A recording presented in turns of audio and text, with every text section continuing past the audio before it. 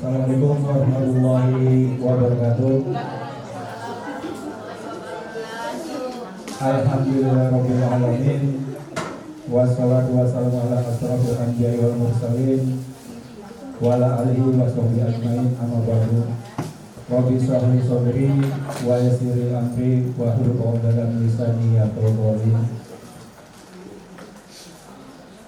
Alhamdulillahirabbil alamin. Mari kita panjatkan puji syukur kehadirat Allah Subhanahu wa taala atas segala nikmat yang telah diberikan kepada kita, sehingga pada kesempatan pagi hari menjelang siang ini kita masih dapat berkumpul dalam rangka kegiatan diseminasi dan pembelajaran mendalam yang tidak ketinggalan salawat serta salam kita limpahkan dan kita curahkan ke junjungan Nabi kita Nabi besar Muhammad SAW, kepada keluarganya, sahabat-sahabatnya, dan mudah-mudahan kelak nanti di yaumul akhir kita sebagai umatnya mendapat syafaat dari beliau. Amin ya rabbal alamin.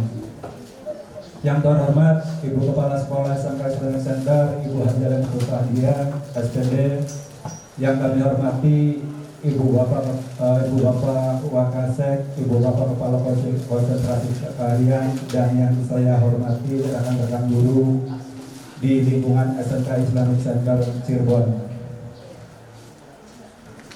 Alhamdulillah kami ucapkan terima kasih atas kehadiran Bapak Ibu dalam suatu rangkaian kegiatan diseminasi, yaitu suatu kegiatan penyebar luasan ide, gagasan ataupun informasi yang nanti akan disampaikan oleh Ibu yang tersedia dan pembelajaran mendalam. Perlu Bapak Ibu ketahui, acara diseminasi ini adalah acara atau suatu rangkaian yang harus dilaksanakan oleh siapa? Oleh kepala sekolah atau teman-teman guru kita yang sudah melakukan pelatihan sebelumnya di BMTI. Jadi ini merupakan suatu kegiatan tindak lanjut dari kegiatan pelatihan yang dilakukan oleh Ibu Kepala Sekolah dan teman-teman kita yang sudah ditunjuk. Acara yang pertama pembukaan acara, yang kedua nanti ada sambutan sekaligus sosialisasi penyebaran visi misi dan pembelajaran mendalam. Assalamualaikum warahmatullahi wabarakatuh. Ya, selamat pagi Ibu Bapak. Pagi. Masih semangat ya? Oke, kami berdua di sini ingin melakukan kegiatan pengimbasan sesuai dengan tugas, salah satunya apa yang sudah kami dapatkan selama kami melakukan pelatihan di SMK Negeri 1 Jaya. Jadi ini kita sharing aja ya Bapak Ibu ya, karena saya yakin insya Allah Bapak Ibu senior-senior saya ini lebih tahu, lebih banyak pengalamannya kalau berkaitan dengan pembelajaran kelas. Nah, sebelum saya masuk ke materi saya, punten Bapak Ibu silakan buka handphonenya, ada link Padlet, Bapak Ibu buka di situ. Ya, tampilannya seperti ini. Tampilannya seperti ini. Nanti di situ ada pertanyaan ya Bapak Ibu di bawah. Ini kebetulan memang konsepnya harus ada fotonya ya Pak. Bukan narsis, karena memang Bapak Ibu harus narsis di sini ya. Nanti Bapak Ibu menjawab pertanyaan saya yang ada di bawah sini dengan cara klik tombol yang tanda plus itu ya, yang ini di section 2 ya Pak Bu, diklik seperti ini. Nah kemudian nanti muncul ada seperti foto ya, kamera. Nanti Ibu klik lagi ya, klik lagi, foto dulu ya, selfie lah ya, selfie dulu selfie dulu. Kemudian baru nanti bisa menjawab, di save dulu, nanti ada cara-caranya di situ langsung, nanti di save baru bisa menjawab. Kalau misalnya posisinya seperti ini misalkan, loh Bu, itunya nggak kelihatan pertanyaannya. Ini kan nanti ada apa namanya foto Ibu dan hasil jawaban Ibu kan nggak kelihatan nih pertanyaan saya. Boleh diklik di bagian yang tanda garis itu Bu, biar hilang dulu. Nih, garis yang ini ya Bu, kelihatan ini ya. Ya, nanti dia hilang dulu nih. Tuh, nanti diklik lagi. Yang tadi tuh ada di bawah. Nah, kalau sudah baca soalnya nanti jawab kan. Seandainya lupa nomor 2-nya boleh nanti diklik lagi yang tadi tanda garis tadi. Itu ya Bapak Ibu ya.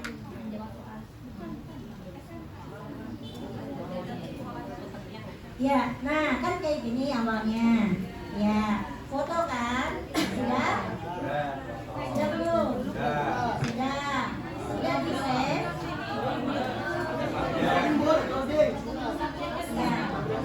Subjeknya tulis nama Ibu Bapak ya.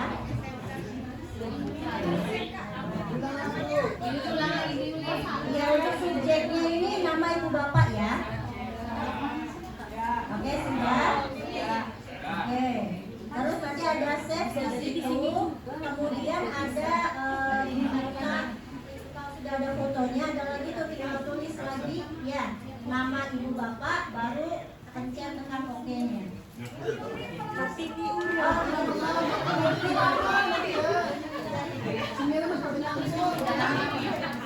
Selesai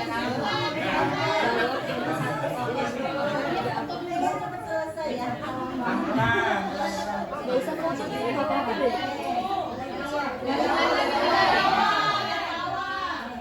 Dari subjek terus Pertama kan ini, terus nanti klik yang ini kan. Terus klik yang ini, foto. Kamera. Oke. Nah, nanti itu muncul nih saya.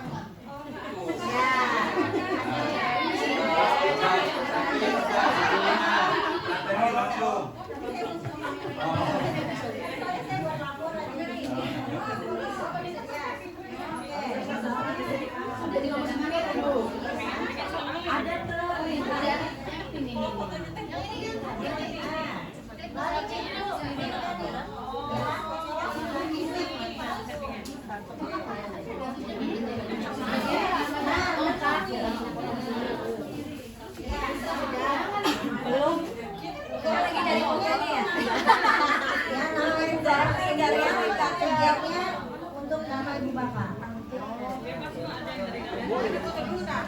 bisa dari galeri Bu. Kalau misalnya tidak bisa memasukkan foto, ya. Misal gini, Bu, kamera saya tidak bisa digunakan atau rusak atau jelek. Ini caranya Bapak Ibu. Ini klik, ya. Kemudian ini ada tanda kotak nih, ya. Tambahkan foto dari galeri Bapak Ibu. Boleh, nggak harus selfie ya. Bisa. Ada.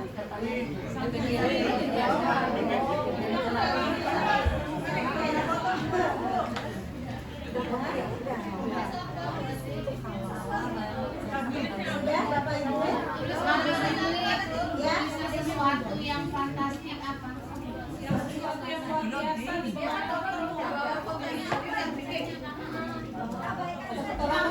Boleh, tuliskan nama Ibu Bapak aja. Jadi nggak usah dijawab pertanyaannya Bu.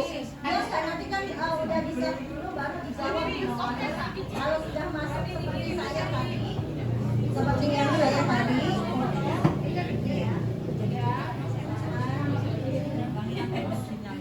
Gitu. Ini save. Ini kan? Nah muncul kan? Ini kasih nih nama titiknya. Bisa pakai ini Sudah terus bawahnya tulisnya sesuatu yang fantastik. Ya. Aduh, Ya. sudah dari dulu. Jawabnya, jawabnya. Jawaban nanti di situ ya Bu. Iya, iya, bisa tulisnya. Tulisnya bisa Kunci jawaban. Jadi kan di situ tadi dulu ada 3 pertanyaan. Iya. Nah di bawah sininya dijawab satu apa jawabannya. Iya.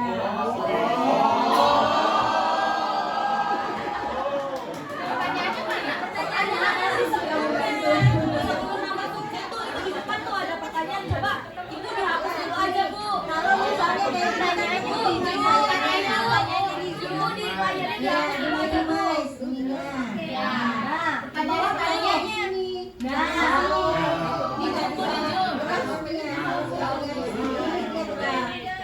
Ini ya.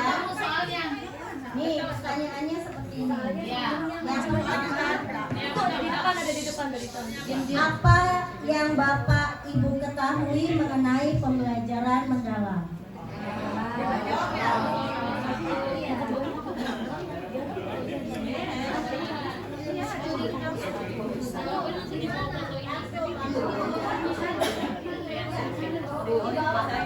Bawa fotonya Bapak Ibu. Iya.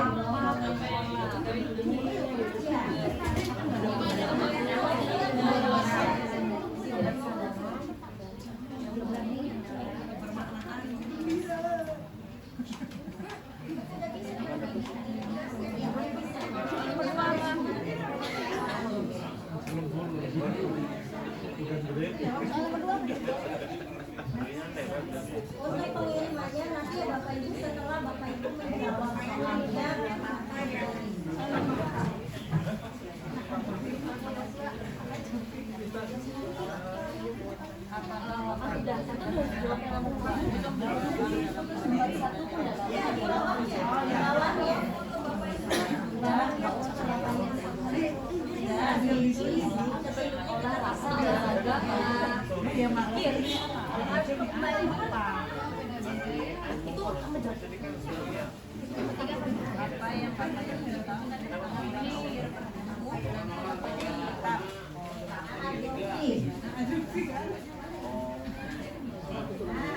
ini udah dulu contohnya kayak Papa Reza. Tapi belum ada jawabannya nih. Ya, jadi ini ketahuan kalau misalnya Bapak Ibu ngirim tapi belum menjawab soalnya. Tuh. Ya.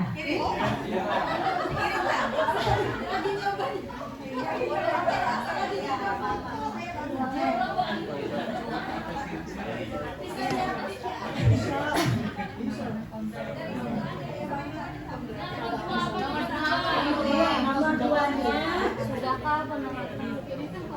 apakah Bapak atau Ibu sudah menerapkan pembelajaran mendalam dalam proses pembelajaran yang Bapak Ibu lakukan di kelas?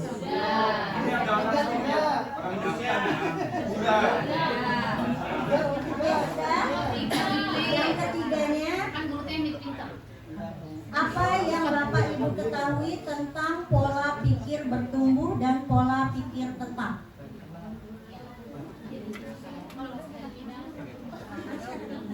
Belum tahu boleh jawab belum tahu. Atau misalnya mau searching dulu boleh.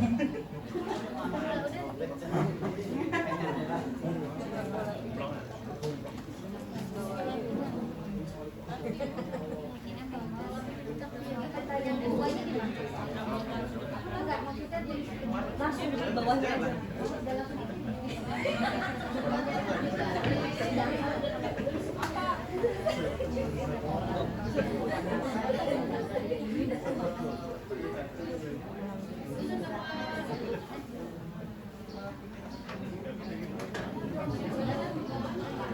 Ya langsung aja Bu di enter. Nomor 1 ketika di enter atau di Kemampuan yang otomatis langsung kemampuan dan kecerdasan itu kemampuan dan kecerdasan sudah disebutkan sejak lahir.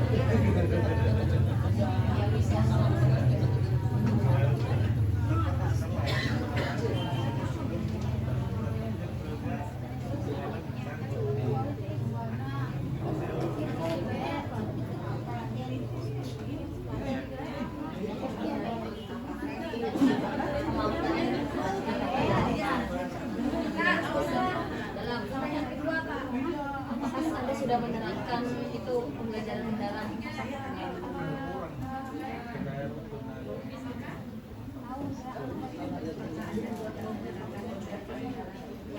sudah?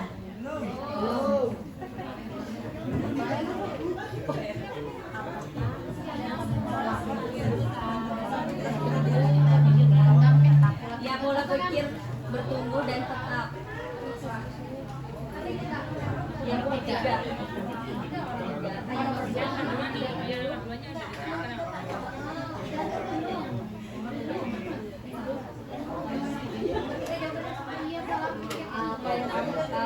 tentang pola pikir bertumbuh dan pola pikir tetap. Kalau yang sudah bisa langsung kirim. Berarti masih bisa dikembangkan. Sekarang kita bisa tetap udah lahir.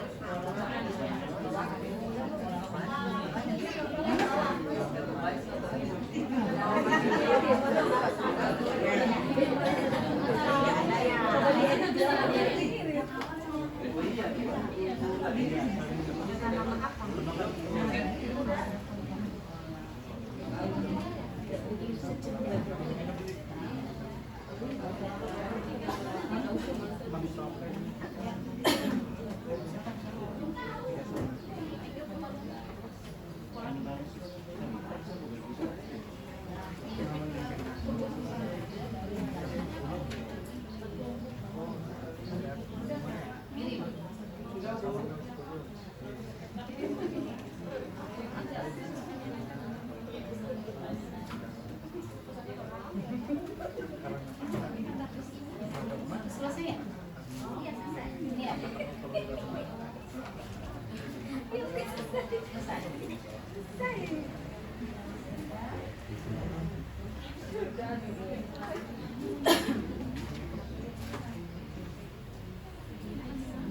Kembang tadi apa?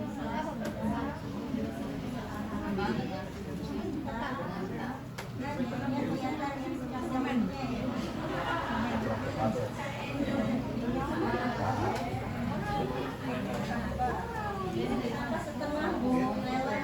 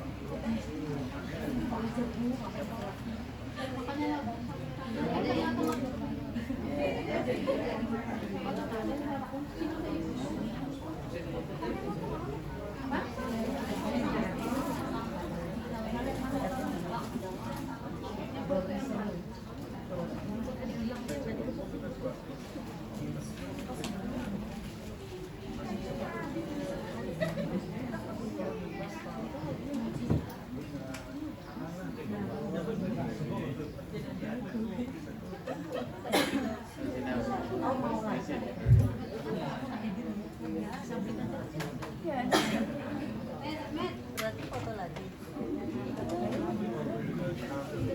Kalau mbak tahu foto dia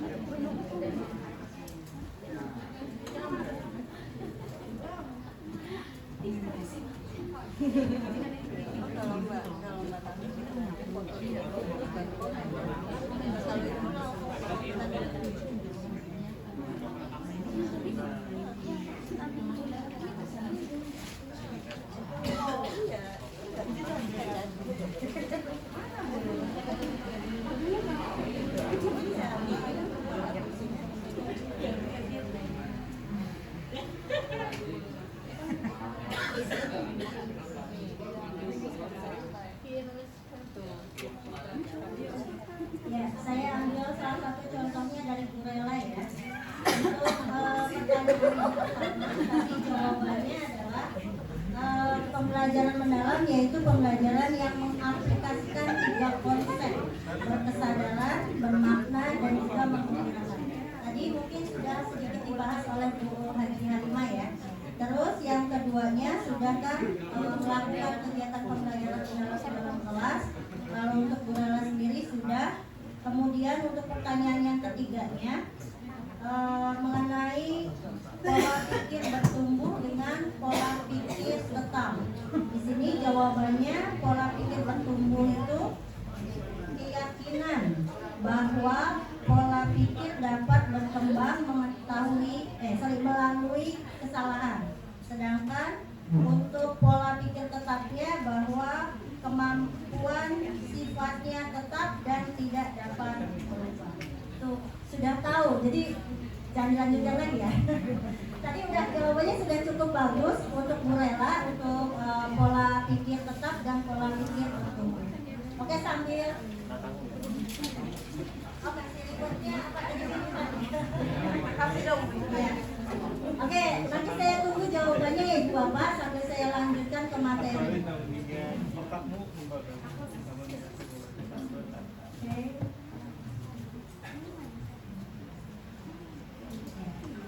Di sini saya akan membahas mengenai pembelajaran Islam dan secara umum tadi sudah dipaparkan oleh Bu Andi Halimah. Tapi saya coba jelaskan lagi atau paparkan lagi lebih detailnya ya. Untuk pembelajaran mendalam katanya menuju pendidikan bermutu untuk semua. Ada yang tahu tidak Bapak Ibu apa itu surface learning atau pembelajaran permukaan? Pernah mendengar itu pasti? Hah? Belum? Oke. Saya ini kan contohnya dulu. Di sini pernahkah Bapak Ibu bertemu dengan murid lulusan terbaik kita tapi tidak dapat mengaplikasikan ilmunya di dunia nyata? Pernah bertemu dengan yang seperti itu? Pernah. Oke. Hal ini sangat mungkin terjadi karena murid yang menguasai cara cepat atau teknik mengerjakan ujian akan mendapatkan nilai yang tinggi, namun belum tentu ia dapat mengaplikasikan ilmu tersebut di dalam kesehariannya.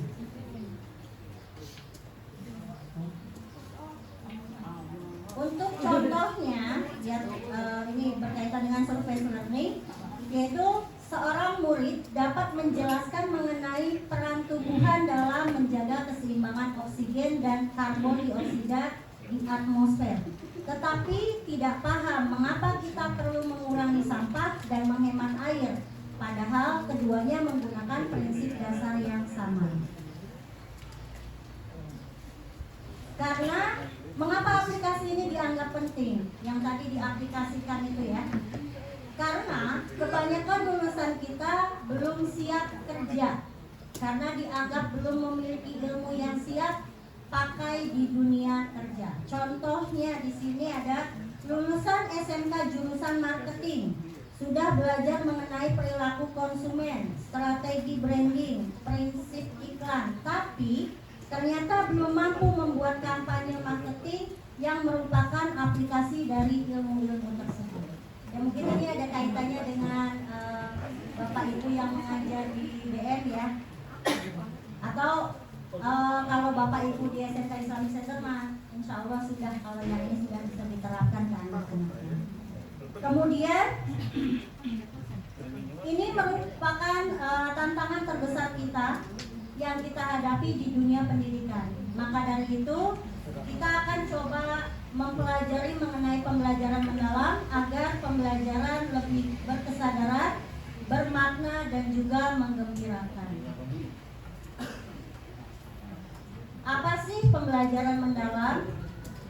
Tadi sudah sedikit dibahas. Pembelajaran mendalam merupakan pendekatan yang memuliakan dengan menekankan pada penciptaan suasana belajar dan proses pembelajaran berkesadaran, bermakna dan menggembirakan melalui olah pikir, olah hati, olah rasa dan olahraga secara holistik dan terpadu.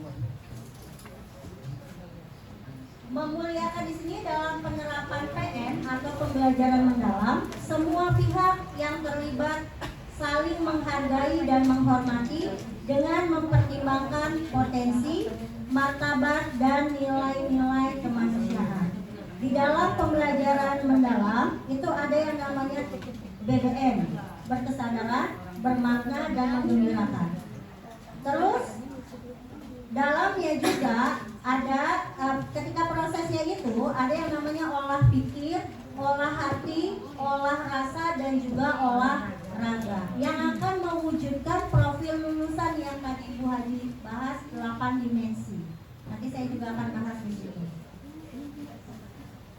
Untuk prinsip pembelajaran yang BBM tadi ya Ibu Bapak, yang pertama berkesadaran. Berkesadaran ini pengalaman belajar peserta didik yang diperoleh ketika mereka memiliki kesadaran untuk menjadi pembelajar yang aktif, dan mampu meregulasi diri.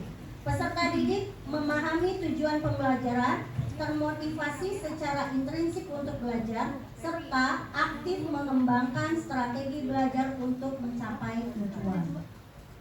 Yang kedua, prinsip pembelajaran mendalam adalah bermakna. Peserta didik dapat merasakan manfaat dan relevansi dari hal-hal yang dipelajari untuk kehidupannya. Peserta didik mampu mengkonstruksi pengetahuan baru berdasarkan pengetahuan lama dan menerapkan pengetahuannya dalam kehidupan nyata. Yang ketiga, menggembirakan. Pembelajaran yang menggembirakan merupakan suasana belajar yang positif, menyenangkan, menantang, dan memotivasi.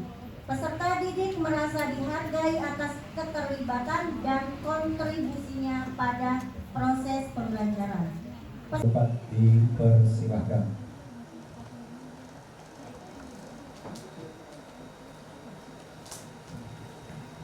Assalamualaikum warahmatullahi wabarakatuh. Yang akan saya sampaikan sepertinya sudah sangat sudah sangat dekat lah. Ibu-ibu semua sudah paham semuanya mengenai apa yang harus dikerjakan oleh seorang guru. Salah satunya adalah membuat RPT atau kalau sekarang dikatakannya sebagai modul.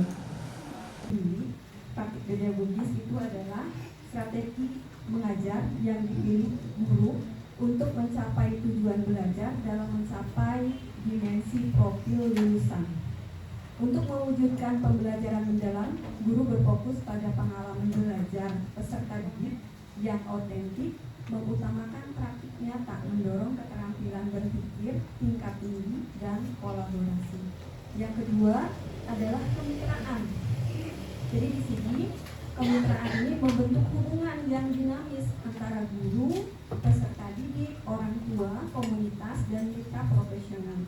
Pendekatan ini memindahkan kontrol pembelajaran dari guru saja menjadi kolaborasi bersama.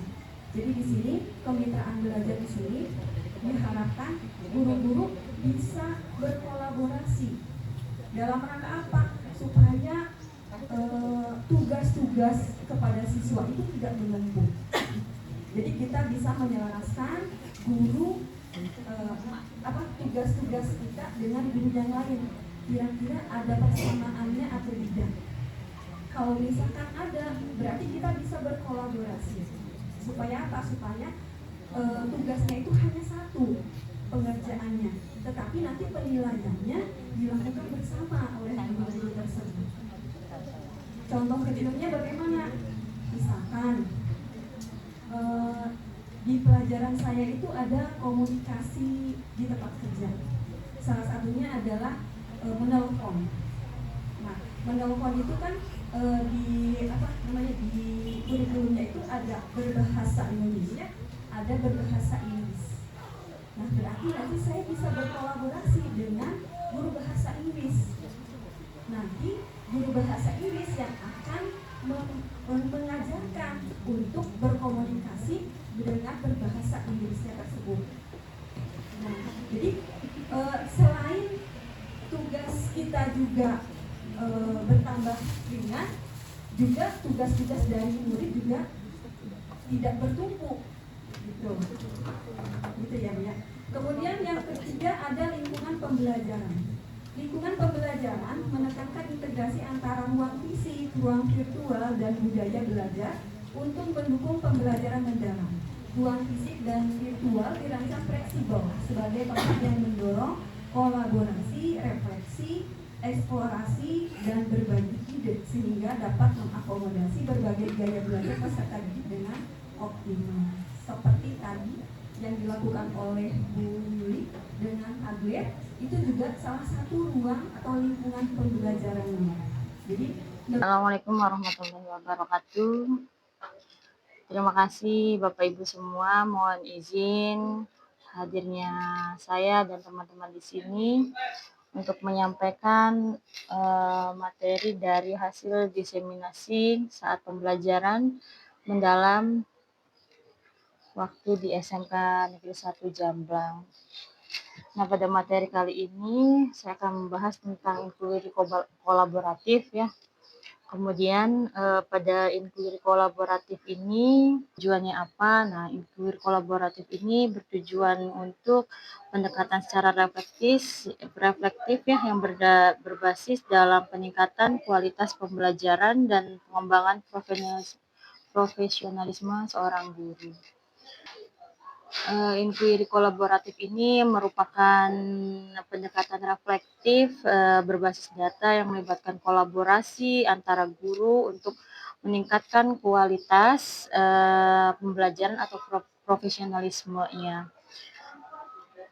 Apa sih prinsip-prinsip dari inquiry kolaboratif ini? Yang pertama ada berbasis data atau bukti, yaitu setiap keputusan dalam inquiry kolaboratif didasarkan pada data nyata atau diambil dari hasil pengamatan kelas dan data hasil belajar mandiri seorang murid. Kemudian yang kedua ada kolaborasi yang setara dan bermakna. Nah, kolaborasi yang setara dan bermakna ini semua peserta atau guru, baik itu kepala sekolah, orang tua, murid, dan juga mitra pendidikan berpartisipasi secara setara tanpa hierarki, sehingga setiap suara dihargai sebagai kontribusi yang penting untuk meningkatkan praktik pembelajaran. Ketiga, ada budaya profesional yang terbuka. Inquiry kolaboratif mendorong guru untuk terus melakukan refleksi mendalam terhadap praktik pembelajaran mereka itu sendiri. Kemudian setiap fase dalam siklus inquiry ini melibatkan pertanyaan-pertanyaan reflektif yang krisis, yang apakah itu berhasil atau tidak untuk seorang murid. Kemudian apa sih mengapa gitu inquiry kolaborasi ini perlu ditingkatkan di bagian mana saja. Yang keempat ada struktur tetapi fleksibel. Nah, meskipun mengikuti siklus yang sistematis, tapi inquiry kolaboratif ini yaitu ada assess, decide, implement, measure, reflect, atau change, yaitu inquiry kolaboratif tetap memberikan ruang bagi guru untuk menyesuaikan pendekatan berdasarkan kelas atau hasil temuan. Yang kelima, fokus pada pembelajaran dan hasil murid. Semua kegiatan inquiry ini untuk memastikan bahwa murid benar-benar belajar secara mendalam, bukan hanya diajar, tapi ini menuntut adanya fokus dan proses yang jelas pada tujuan pembelajaran dan hasil yang terstruktur dan terukur. Inquiry kolaboratif tidak hanya berfokus pada perubahan permukaan, tetapi juga transformasi yang bermakna, termasuk penerapan 4 rangka pembelajaran, yaitu praktik pedagogis, lingkungan belajar, kemitraan pembelajaran, dan pendekatan digital yang semuanya harus relevan dengan konteks lokal sekolah dan responsif terhadap kebutuhan murid itu sendiri. Yang tadi disebutkan berarti itu kasusnya yang diambil, gitu ya. Jika tadi menyebutkan 1, maka Bapak Ibu meneliti tentang kasus 1 tersebut. Jika 2 ya berarti kasus 2, jika 3 ya kasus 3, gitu ya. Ini oleh-oleh untuk hari ini dan diselesaikannya besok, dilaporkannya besok. Jadi boleh kerjasama ibu bapak dengan misalnya tadi temannya dengan nomor yang sama boleh ya. Jadi tadi siapa yang nomornya 1 kan sama gitu, bisa kerjasama gitu ya. Itu aja ya. Nyontek boleh, kolaborasi bahasanya kolaborasi. Oke, itu saja yang bisa saya sampaikan. Sekian dari saya. Assalamualaikum warahmatullahi wabarakatuh. Waalaikumsalam.